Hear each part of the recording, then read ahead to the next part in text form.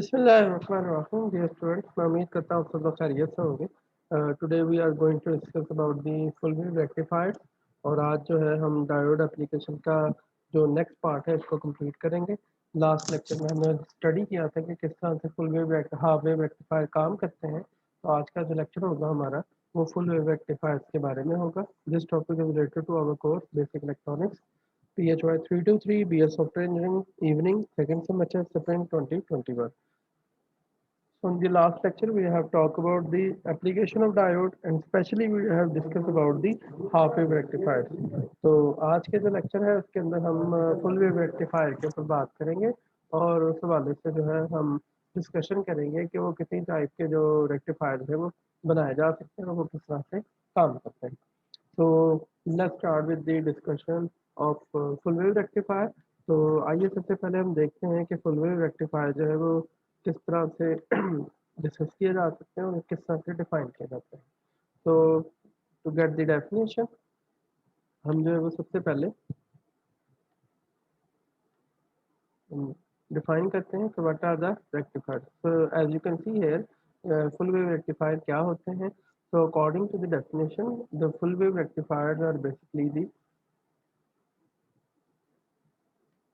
a full wave rectifier allows unidirectional current, one-way current through the load during the entire input cycle। और इसके अंदर half wave rectifier जो होता है जबकि वो आधा हिस्सा जो है इसको कंप्लीट करता है one of the half of the cycle, जो कि हमने लास्ट लेक्चर में भी पढ़ा था। तो फुल वेव में और हाफ वेव में यही डिफरेंस है कि फुल वेव के अंदर जो है वो आपका कंप्लीट जो साइकिल है वो रेक्टिफाई कर दिया जाता है, जबकि आपके पास हाफ वेव के अंदर जो है वो सिर्फ एक पार्ट किया जाता है, आधा cycle, either positive part or either negative part.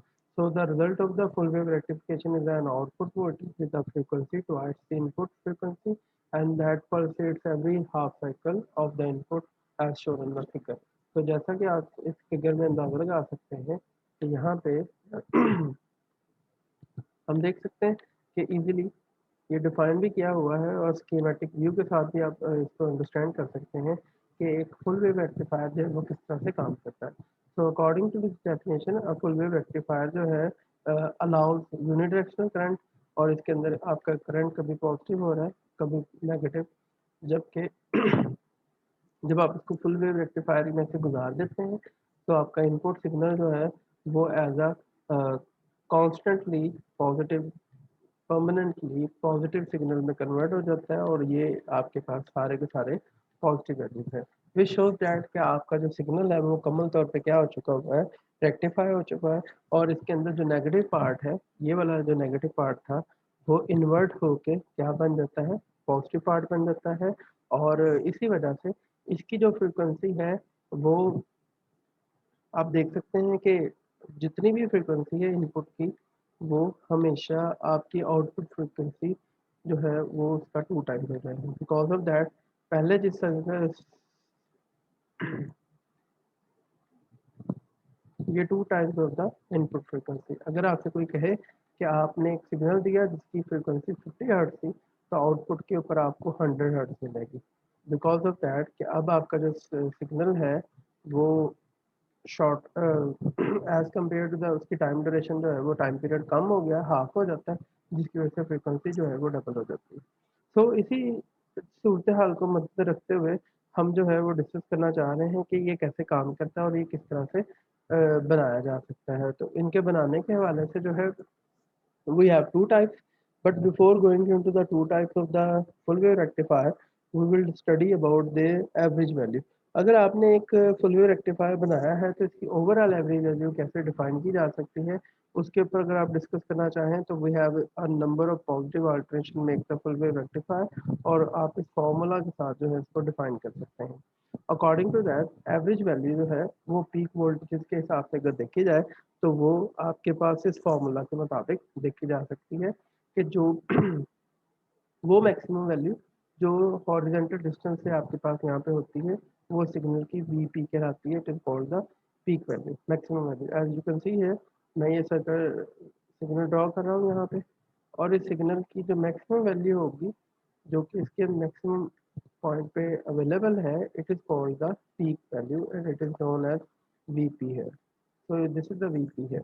और ये वीपी पॉजिटिव भी हो सकती है और ये वीपी आपके पास नेगेटिव भी हो सकती है। So it is called the VP positive and VP negative value फिर। तो उस हवाले से आपके पास इस पीक वैल्यू को अगर हम फुल वेव रेक्टिफायर है तो फिर ऑब्वियस इसको 2 से मल्टीप्लाई करके पाई से डिवाइड कर देंगे तो ये आपके पास फुल वेव रेक्टिफायर की एवरेज वैल्यू आ जाती है। और ये ऑलमोस्ट एवरेज वैल्यू जो होती है वो 63.7% ऑफ वीपी होती है। और इसको हम फुल वेव रेक्टिफायर या फुल वेव वैल्यू कहा जाता है इसकी। इस एग्जांपल के अंदर आप अंडरस्टैंड कर सकते हैं कि किस तरह से जो है आप एवरेज वैल्यू और पीक वैल्यू को इंटरलेट कर सकते हैं एक दूसरे के साथ और ये किस तरह से काम करते हैं। आइए इसको समझने की कोशिश करते हैं कि ये कैसे काम करता है और किस तरह से हम इसको अंडरस्टैंड कर सकते हैं। So in this figure you can see है कि आपके पास जो है पीक वैल्यू गिवन है और इस पीक वैल्यू के मुताबिक 15 वैल्यू जो है that is the maximum value और ये 15 पीक वैल्यू है और हम इसकी एवरेज वैल्यू कंप्यूट करना चाहते हैं। तो एवरेज वैल्यू का फॉर्मूला अप्लाई करेंगे 2 वी पी/पाई और वीपी की वैल्यू 15 है। तो आपके पास जो एवरेज वैल्यू होगी that will be equal to 9.55 volt और this will be equal to the 63.7% of the VP. और ये इसके मुताबिक आपके पास वैल्यू हो जाएगी। अनदर प्रॉब्लम जो है वो आप घर के लिए कीजिएगा कि एवरेज वैल्यू आपने फाइंड आउट करनी है 155 वोल्ट की। तो 155 वोल्ट के हिसाब से आप इसकी पीक वैल्यू या एवरेज वैल्यू बनाएंगे तो उसके मुताबिक आप इसको डिफाइन कर सकते हैं। ठीक है। After doing that we are now able to understand that के what are the types of the full wave rectifiers. तो फुल वेव रेक्टिफायर्स की कितनी टाइप्स हैं? So actually we have two types of the full wave rectifier. The first one is called the center tape full wave rectifier and the second one is called the bridge rectifier. जैसा कि आप सब लोग जानते थे कि centre tap में हमें दो डायोड रिक्वायर होते हैं और जबकि ब्रिज रेक्टिफायर के अंदर वी नीड 4 डायोड है। तो ये आप पे डिपेंड करता है कि हम किस कॉन्फ़िगरेशन के मुताबिक चीज़ों को सॉल्व करना चाहते हैं और किस तरह से ये होंगी। तो उस हवाले से हम सबसे पहले centre tap full wave rectifier के ऊपर बात करेंगे फिर उसके बाद जो है वो ब्रिज रेक्टिफायर के ऊपर डिस्कशन करेंगे। तो आइए सबसे पहले हम डिस्कस करते हैं कि फुल वेव रेक्टिफायर जो है वो सेंटर टेप वाला वो किस तरह से डिफाइन किया जा सकता है और वो किस तरह से काम करता है। तो इसके अंदर सिर्फ सिंपल आपको दो सिर्फ और सिर्फ चाहिए डायोड्स। तो let's start with the basic one कि ये किस तरह से काम करता है। तो सेंटर टेप रेक्टिफायर जो है दिस इज द डायग्राम और इसके अंदर आप देख सकते हैं कि हमने जो है इसके अंदर ट्रांसफार्मर यूज़ किया है। आपको याद होगा हमने पहले ट्रांसफार्मर के सिंबल्स वगैरह भी पढ़े थे। तो दिस इज द ट्रांसफार्मर और ये इनपुट सिग्नल है and this is the input supply है और ये आपके पास स्विच है और ये आपके पास ट्रांसफार्मर की प्राइमरी कॉइल है और ये वाली आपके पास दूसरी वाली जो है वो सेकेंडरी कॉइल है। ओके। आपने प्राइमरी कॉइल वीपी लिखा जाता है प्राइमरी कॉइल के वोल्टेजेस को और सेकेंडरी कॉइल के जो वोल्टेजेस होते हैं हम इसको वी एस लिखते हैं और उसके मुताबिक वी एस ई सी लिखा जाता है समटाइम और समटाइम वी एस लिखा जाता है। तो उस हवाले से ये आपके पास जो है ये लिखा जाएगा। अगर आप चाहते हैं कि इसको आप डबल सोर्स में कन्वर्ट करना तो हम इसको दरमियान से ग्राउंड कर देते हैं। फिर क्या होता है कि वी एस जो वी सेकेंडरी वोल्टेज है वो दो हिस्सों में तकसीम हो जाता है और उस हवाले से ये आपके पास एक हिस्सा बन जाता है और दूसरा हिस्सा जो है वो हाफ हो जाता है। अगर आप गौर करें तो इस सिग्नल का जो पहला हिस्सा है जो कि यहाँ पे आप देख सकते हैं वो एक हिस्सा पॉजिटिव वाला है और एक हिस्सा आपके पास क्या है नेगेटिव वाला। तो this is the positive part and this is the negative part of that. तो उस वाले से आपके पास पॉजिटिव वाला जो हाफ साइकिल है इसके अंदर ये वाला हिस्सा पॉजिटिव वाली साइड पे आ जाता है ये वाला हिस्सा जो है ये नेगेटिव वाली साइड पे आ जाता है। तो उस वाले से अगर आप ये देखें तो ये आपका पी टाइप पार्ट है डायोड का और ये वाला एन टाइप पार्ट है। तो ये पॉजिटिव पार्ट पहले जा रहा है तो ऑब्वियसली ये पॉजिटिव हिस्सा हो जाएगा और ये वाला आपके पास क्या होगा negative part. Due to this reason ये वाला हिस्सा जो है ये नेगेटिव होगा और ये वाला हिस्सा पॉजिटिव होगा।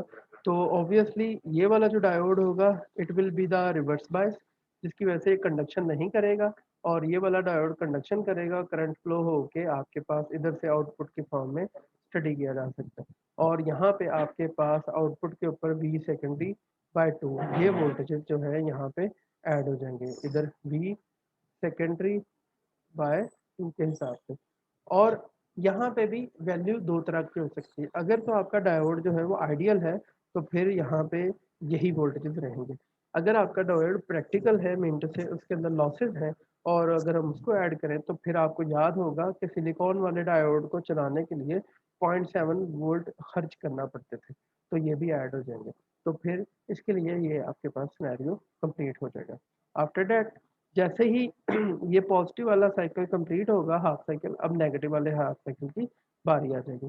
जैसे ही हम नेगेटिव वाले हाफ साइकिल की तरफ चलेंगे तो आपके पास जो सिचुएशन है वो काफ़ी डिफरेंट है। मैं इसको थोड़ा सा रेज करके आपको एक्सप्लेन करने की कोशिश करता हूँ। अब इस सिनेरियो के अंदर आप समझ ही सकते हैं कि हमारे पास जो है वो सूरत हाल काफ़ी आसान है। अब ये वाला हिस्सा जो है ये नेगेटिव हो जाएगा, ये वाला पार्ट नेगेटिव हो जाएगा और ये वाला जो पार्ट है ये पॉजिटिव हो जाएगा। ड्यू टू दिस रीजन अब ये वाला डायोड जो है वो रिवर्स बायस है और ये कंडक्शन नहीं करेगा और सिर्फ ये वाला डायोड कंडक्शन करेगा। कंडक्शन की वजह से इसकी वजह से आप आउटपुट को स्टडी करेंगे और जिसके नतीजे के अंदर आप नेगेटिव वाले फेज के लिए भी एक पॉजिटिव पीक यहाँ पे आउटपुट पे देखेंगे। जिसका मतलब ये होगा कि आपने पूरे साइकिल को यूटिलाइज किया और उन सबको हमने एक डायरेक्शन के अंदर इनलाइन कर दिया, जिसके नतीजे के अंदर आपके पास जो है आउटपुट के ऊपर सेम V सेकेंडरी -7 ही रहेगा और उसके मुताबिक आप इसको डिफाइन करेंगे। तो इस तरह से आप देख सकते हैं कि during the whole cycle positive half cycle D1 forward bias हुआ और नेगेटिव हाफ साइकिल के अंदर D2 फॉरवर्ड बायस हुआ, जिसके नतीजे के अंदर आपके दोनों साइकिल जो है वो कन्वर्ट होके पॉजिटिव फॉर्म में कन्वर्ट हो चुके हुए हैं और हम इसको क्या कहेंगे कि ये आपका फुल वेव रेक्टिफायर है और इसके अंदर आपके D1 और D2 जो है वो डायोड्स रेक्टिफाई करते हैं स्टेप बाय स्टेप। और इसके मुताबिक आप यहाँ पे भी देख सकते हैं कि इस पिक्चर के अंदर आपके पास D1 जो है वो ग्रीन है जिसपे शो दैट करंट अलाउ है और पास हो रहा है यहाँ पे, जबकि आपके पास जो D2 है it's basically the you can से द पर्पल वन जो शो कर रहा है कि ये जो है आपके पास करंट फ्लो नहीं कर रहा और इन द सेम वे यहाँ पे करंट जो है वो रुका हुआ है और इन द सेम वे यहाँ पे भी आपके पास सेकंड फेज जो है वो नेगेटिव हाफ साइकिल के लिए पॉजिटिव हो जाएगा। ड्यू टू दिस रीजन आपके पास जो ओवरऑल वैल्यू है वो सर्किट जो है उसके अंदर आउटपुट के बाद आपका कंप्लीट सिग्नल जो है वो रेक्टिफाई हो जाता है और इससे आप इजीली इन दो डायोड के साथ इजीली रेक्टिफिकेशन कर सकते हैं। आफ्टर गेटिंग द रेक्टिफिकेशन एक और पैरामीटर है which is called the V out और दिस इज द वैल्यू जो इम्पोर्टेंट होती है कि आपने रेक्टिफाई तो कर दिया but what will be the value of output. तो this is the way of the output. क्या आप इसको डिफाइन कर सकते हैं बड़े अच्छे तरीके से कि ये आपके पास आउटपुट की वैल्यू है and V out is equal to V secondary by 2 minus 0.7 volt और ये आपके पास वी आउटपुट के फॉर्म में लिखा जा सकता है। And the second important parameter जो है is called the peak inverse voltages. Each diode is full wave rectifier alternating forward bias and the reverse bias. The maximum reverse voltage that can each diode must withstand in the peak secondary voltages is called the peak secondary voltage। ये वो maximum voltages हैं जो reverse form में हो सकते हैं। तो इसके लिए ज़रूरी है कि आप इसको तब कैलकुलेट कर सकते हैं जब कोई डायोड जो है रिवर्स बायस कंडीशन में हो। दिस शोज दैट ये जो नीचे वाली फिगर है D2 is used to be reverse biased, तो नीचे वाला जो D2 है वो assume to be reverse biased and D1 is assume to be forward biased. तो आपने इन दोनों के फर्क को तलाश करना है और उसके मुताबिक जो है हम उसको कवर करने की कोशिश करेंगे। So minus Vp secondary over 2 plus Vp secondary by 2 minus 0.7। तो उस हवाले से जो है ये आपके पास क्या है Vp आउट जो पीक इनवर्स वोल्टेजेस है वो लिए जा सकते हैं उस हवाले से। जी एक सेकंड दीजिएगा मुझे। तो एज यू कैन सी है कि आपके पास जो है ये पीक इनवर्स वोल्टेजेस यहाँ से हम निकाल सकते हैं इजीली और इसकी जो वैल्यू है इन दोनों के डिफरेंस के बराबर होगी। तो आप इस फॉर्म के अंदर देख सकते हैं दूसरे हिस्से के अंदर कि आपको इजीली जो है पीक इनवर्स वोल्टेजेस जो है वो हम निकाल सकते हैं इसके मुताबिक। और ये वैल्यू जो है अगर हम इसको यहाँ पे देखें तो पीक इनवर्स वोल्टेजेस जो है हमारे पास आ रहे हैं इन पे वो इजीली अवेलेबल है। पीक इनवर्स वोल्टेज जो कि एक साइड पे है और ये minus high potential minus low potential वाली कॉन्फ़िगरेशन इस्तेमाल की है हमने, और उसके मुताबिक आपके पास जो है ये वैल्यू आ जाएगी। So in this way we can compute that कि पीक इनवर्स वोल्टेज जो है वीपी सेकेंडरी -0.7 के हिसाब से लिखा जा सकता है। वीपी सेकेंडरी की वैल्यू पुट करें तो ओवरऑल पीक इनवर्स वोल्टेज जो है वो 2 times of VP out plus 0.7 के फॉर्म में भी लिखे जा सकते हैं। तो इट डिपेंड्स कि आप इसको किस तरह से यूटिलाइज करते हैं और किस तरह से आपके साथ वर्किंग करना चाहते हैं। तो ये एक शॉर्ट सा यू कैन से द वे है कि हम किस तरह से सेंटर टेप कॉन्फ़िगरेशन यूज़ करते हुए दो डायोड के ज़रिए से रेक्टिफिकेशन कर सकते हैं। अब जो है हम नेक्स्ट मूव करते हैं हमारे जो नेक्स्ट पार्ट है, and that is called the full wave rectifier. And according to the full wave rectifier, the second important thing है that is the full bridge rectifier. तो इसके अंदर जो है ब्रिज रेक्टिफायर जो है उसके मुताबिक हम उसको लेके चलते हैं और उसके मुताबिक है जी। बेटा 1 मिनट मुझे दीजिएगा, मैं yes, so we are talking about the bridge full wave rectifier, और उसके अंदर जो है हमारे पास जो है ब्रिज रेक्टिफायर के अंदर 4 हम डायोड यूज़ करते हैं, और उसके मुताबिक हमारे पास जो है D1 D2 D3 या D4 और एक ब्रिज की फॉर्म में हमने इनको एक वे में लगाया होता है, और इसके अंदर भी हमने सेम वही कॉन्फ़िगरेशन यूज़ की हुई है। आप लोगों ने पहले भी इसको कॉलेज फिजिक्स के अंदर यूज़ किया होगा, स्टडी किया होगा, और इसके मुताबिक जो है ये आपके पास ये पॉजिटिव हाफ साइकिल, ये नेगेटिव हाफ साइकिल, और इसके दौरान जब पॉजिटिव हाफ साइकिल होगा तो ऑब्वियसली यहाँ पे एक पॉजिटिव पार्ट आ जाएगा, यहाँ पे नेगेटिव पार्ट होगा। तो आपने देखना है कि ये नेगेटिव है और ये नेगेटिव किसके साथ ज्वाइन है, इन सब के साथ नेगेटिव ज्वाइन है। और यू कैन सी है कि यहाँ पे आपके पास पॉजिटिव पार्ट है, और ये वाला पॉजिटिव पार्ट जो है ये फॉर D1 को क्या कर रहा है, फॉरवर्ड कर रहा है। इन द सेम वे यहाँ पे भी आपके पास पॉजिटिव पार्ट और ये वाला हिस्सा जो है ये भी पॉजिटिव है। तो हम जिस पे वी गॉट दी D1 और D2 जो है वो फॉरवर्ड बाइस हो जाते हैं, जिसके नतीजे के अंदर आपके पास जो है आउटपुट आ जाती है। और जैसे ही नेगेटिव हाफ साइकिल की बात आती है तो हमारे पास जो है ये रिवर्स हो जाती है पोलैरिटी, यहाँ पे नेगेटिव आ जाता है, यहाँ पे आपके पास इस कंपोनेंट के ऊपर जो है वो पॉजिटिव है, and due to this reason ये वाला हिस्सा पॉजिटिव हो जाता है, ये नेगेटिव है, जिसके नतीजे के अंदर आपके पास जो है ये D1 और D2 है, और उसके मुताबिक जो है आपके पास ये सिचुएशन जो है वो डेवलप होगी, जिसके नतीजे के अंदर आपके पास जो है सेकंड जो फेज है और उसके अंदर आपके पास ये पॉजिटिव टर्मिनल या पॉजिटिव कनेक्टिविटी ऐड हो जाती है। ड्यू टू दिस रीजन आपके पास ये Vin और ये V उस हिसाब से जो है हम उसको डिफाइन कर देते हैं, जिसके नतीजे के अंदर हम तो उस हवाले से आपके पास यहाँ पे जो है सेकंड नेगेटिव टर्मिनल भी जो है वो पॉजिटिव हो जाता है, जिसके नतीजे में यू गॉट दिस वे कि आपके पास ये वैल्यू ऐड हो जाएगी।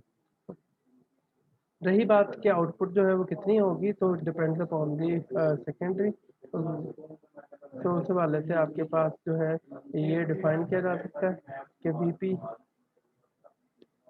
VP out is equal to VP secondary minus 1.4.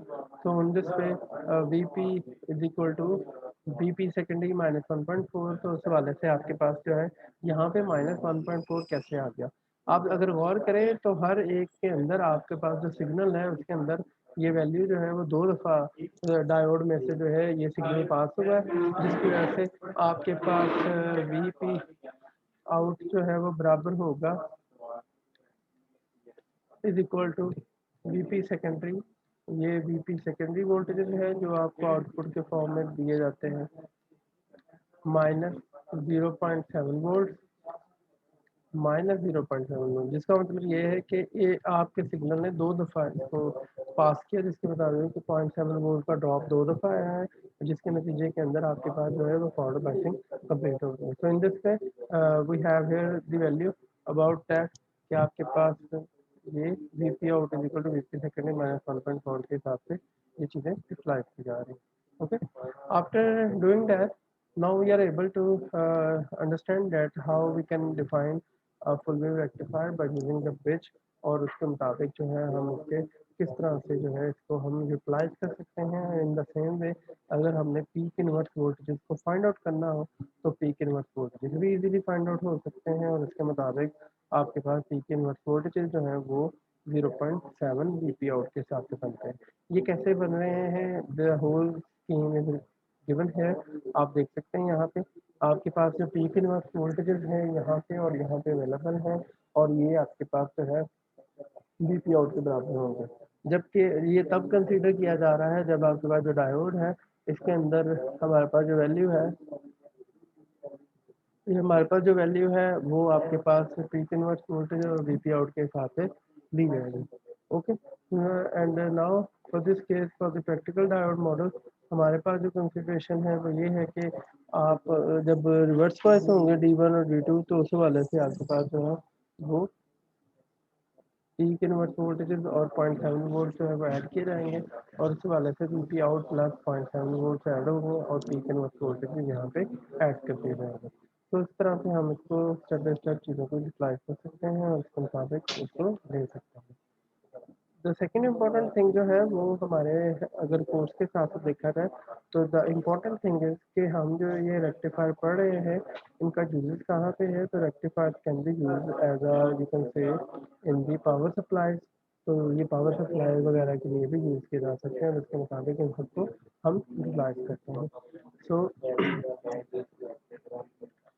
So during whole discussion, we are able to understand the full rectifier, और आज के लेक्चर के अंदर हमने दो तरह के रेक्टिफायर को पढ़ा है और उसके मुताबिक उन सारी चीज़ों को करने की कोशिश की है। इंशाल्लाह नेक्स्ट लेक्चर के अंदर हम डायोड को एज अ क्लिपर, क्लैंपर और एलईडी के तौर पर स्टडी करेंगे, और इंशाल्लाह इसके मुताबिक हम अपनी चीज़ों को कंटिन्यू करेंगे। तो मैं उम्मीद करता हूँ आज आपको आज का लेक्चर जो है समझ आया होगा। फिर भी किसी किस्म का कोई प्रॉब्लम हो, कोई कन्फ्यूजन हो तो हमारे इंटरेक्टिव सेशन को ज्वाइन कर सकते हैं। Zoom meeting, WhatsApp group and YouTube comment section के जरिए से आप अपनी डिस्कशन कर सकते हैं, कन्फ्यूजन दूर कर सकते हैं। अपना ख्याल रखिएगा जी। अल्लाह हाफिज़।